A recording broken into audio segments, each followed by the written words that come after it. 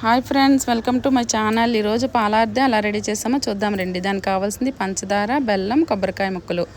ముందుగా బియ్యం నానబెట్టుకొని కడిగి ఆరబెట్టుకొని మిల్లు ఆడించుకున్న తర్వాత ఒక గిన్నెలో వేడి నీళ్ళు చేసుకొని పిండి కలుపుకొని ఇలా ముద్దలా చుట్టుకొని ఇలా సన్నగా మనం చేసుకోవాలి. సన్నగా ఇలా చేసుకున్న తర్వాత ముక్కలు చేసి పక్కన పెట్టుకోవాలి. ముక్కలైనా చేసుకోవచ్చు, ఉండలాగైనా చేసుకోవచ్చు. ఇవి ఆరుదిలో వేసుకోవడానికి అనమాట. ఇలా వేసుకుంటే ఆరుది ఏంటంటే చాలా బాగుంటుంది అనమాట. తిన్నప్పుడు కూడా మనకు ఆరుదిలో ఇవి బాగా అనిపిస్తాయి. ఒక గిన్నెలో నీళ్ళు పాలు వేసుకొని స్టవ్ మీద పెట్టుకొని వేడి చేసుకోవాలి.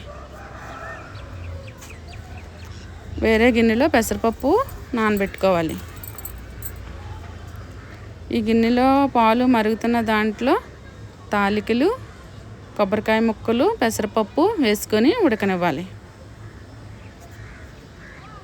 కట్ చేసి పెట్టుకున్న కొబ్బరికాయ ముక్కలు కూడా మనం ఈ గిన్నెలో వేసుకొని పాలల్లో ఉడకనివ్వాలి. తర్వాత ఒక గిన్నెలో వరిపిండి వేసుకొని బాగా కలుపుకోవాలి. ఉండలు లేకుండా కలుపుకోవాలి. ఉండలు ఉంటే ఏంటంటే ఈ ఆరుదిలో మనకి ఉండలుగా పైకి తేలిపోతాయి. కాబట్టి నీట్గా కలుపుకొని పెసరపప్పు, ఈ తాలికలు, కొబ్బరి ముక్కలు ఉడుకుతున్న దాంట్లో ఈ వరిపిండిని కూడా వేసుకోవాలి. వేసుకొని బాగా కలుపుకోవాలి.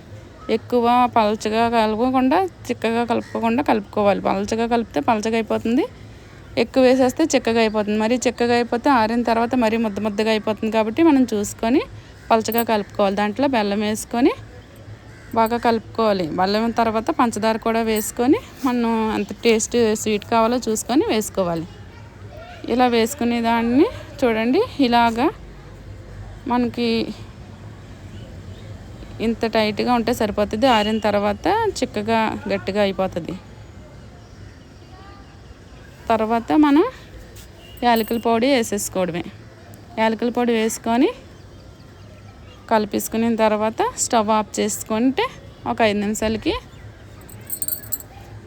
కొంచెం చిక్కగా అయ్యి మనం ఎలా తినడానికి అయితే కావాలనుకుంటున్నామో అలా తయారైపోతుంది. అంతే, ఎంతో టేస్టీ పాలార్దే రెడీ.